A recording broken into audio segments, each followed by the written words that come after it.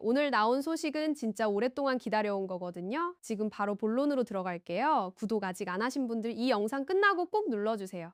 후회 안 하실 거예요. 자, 시작합니다.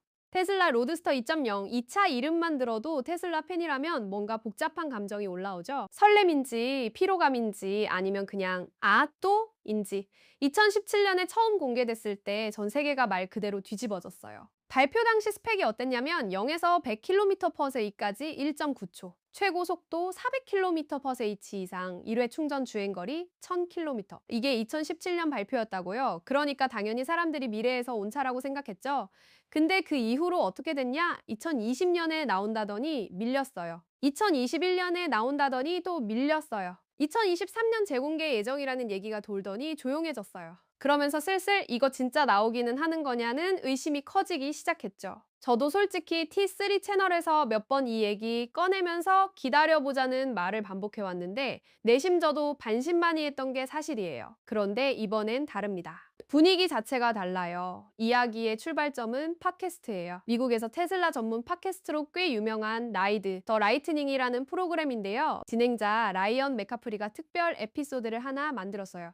주제는 바로 모델 S와 모델 X의 퇴장, 테슬라가 두 차종의 생산을 종료한다고 발표한 직후에 기획된 에피소드였는데 게스트가 좀 특별했어요. 테슬라 수석 디자이너 프란츠 폰 홀츠하우젠 그리고 엔지니어링 부문 부사장 라스 모라비가 함께 출연했거든요. 이 두 사람이 동시에 팟캐스트에 나오는 것 자체가 흔한 일이 아니에요. 대화가 자연스럽게 모델 S, 모델 X 이야기로 흘러가다가 결국 맥카프리가 그 질문을 꺼냈어요. 그래서 로드스터는 어떻게 되고 있는 거냐? 아마 그 순간 듣고 있던 청취자 전원이 귀를 쫑긋 세웠을 거예요. 먼저 생산 위치 문제. 이게 사실 오랫동안 미스터리였어요. 테슬라가 현재 가동 중인 공장을 생각해보면 캘리포니아 프리몬트, 텍사스 오스틴의 기가 팩토리, 그리고 네바다의 세미 트럭을 만드는 기가 네바다가 있죠. 로드스터 같은 슈퍼카를 어디서 만들 건지에 대해 공식적으로 아무런 말이 없었어요. 그러니 팬들 사이에서 추측이 난무했죠. 프리몬트 아니야? 아니면 아예 새 공장 짓는 거 아니야? 맥카프리가 직접 물었습니다. 어디서 만들 거예요? 그리고 폰 홀츠하우젠이 답했어요. 텍사스에서 만들 거라고 말할 수 있을 것 같네요. 이게 공식 확인이에요. 기가팩토리 텍사스, 즉 오스틴 공장에서 생산한다는 거죠. 폰 홀츠하우젠은 덧붙여서 기가 텍사스의 규모가 워낙 크기 때문에 로드스터 전용 생산 라인을 들여놓을 공간은 충분하다고 했어요. 그리고 이미 그 공장에서 차량 레이아웃과 생산 계획을 구체적으로 짜기 시작했다고도 했습니다. 그냥 나중에 생각해볼 가 아니라 지금 실제로 오스틴 공장에 맞춰서 설계를 진행 중이라는 얘기예요. 그 다음이 더 중요한 부분이에요. 라스 모라비가 로드스터의 개발 역사에서 빠져선 안 될 맥락 하나를 짚어줬어요. 테슬라가 한때 모델 S 플레이드 플러스라는 차를 준비하고 있었다는 거 기억하세요? 모델 S 플레이드가 이미 엄청난 성능을 자랑했는데 그 위에 또 플러스 버전을 만든다는 계획이었죠. 그런데 2021년에 그 프로젝트가 돌연 취소됐어요. 일론 머스크가 그냥 출시 안 한다고 해버린 거예요. 모라비의 말에 따르면 그 결정이 로드스터 개발의 결정적인 전환점이 됐어요. 모델 S 플레이드 플러스를 위해 투입되던 퍼포먼스 엔지니어링 자원이 전부 로드스터 쪽으로 넘어왔다는 거거든요. 그러니까 지금 테슬라의 고성능 차량 개발 에너지가 통째로 로드스터 하나에 집중돼 있는 셈이에요. 분산 없이 이건 꽤 의미 있는 얘기예요.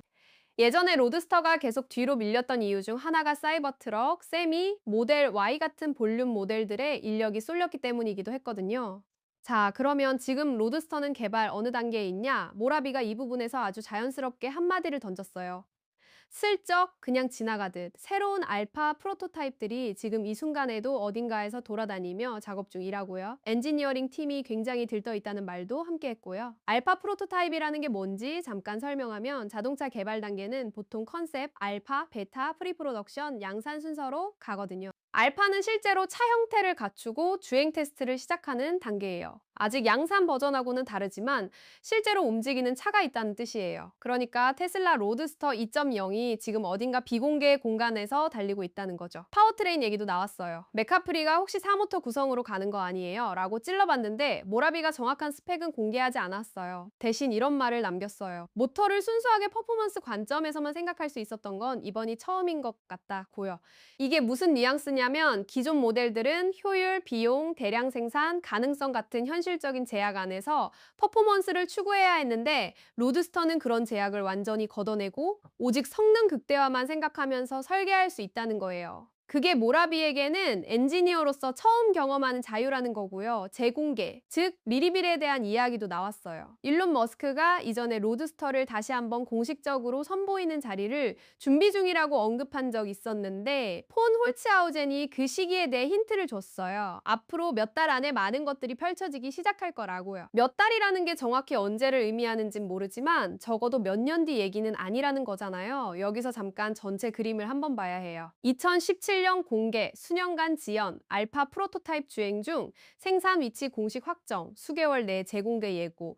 이 흐름이 다 연결되고 있어요. 예전엔 언제 나온다는 말이 있어도 구체적인 근거가 없었는데 이번엔 텍사스 공장에서 생산 레이아웃을 짜고 있고 실물 프로토타입이 테스트 중이고 회사 최고 엔지니어가 직접 입으로 말하고 있다는 게 달라요. 모델 S와 모델 X가 물러났다는 것도 이 맥락에서 보면 좀 다르게 읽혀요. 두 차종이 테슬라의 프리미엄 퍼포먼스 포지션을 오랫동안 담당해 왔는데 그 자리를 이제 로드스터가 넘겨받는 거잖아요.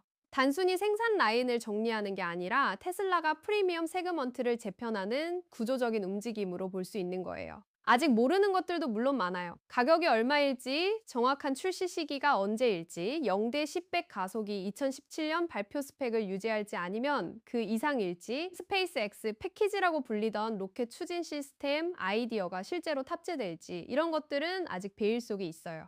모라비가 모터 스펙을 함구한 것도 그런 이유겠죠. 공개 전에 김 빠뜨릴 이유가 없으니까요. 저는 개인적으로 이번 업데이트에서 가장 주목한 부분이 모라비의 태도예요. 테슬라 임원들이 보통 개발 중인 차에 대해 얘기할 때 굉장히 조심스럽게 말하거든요.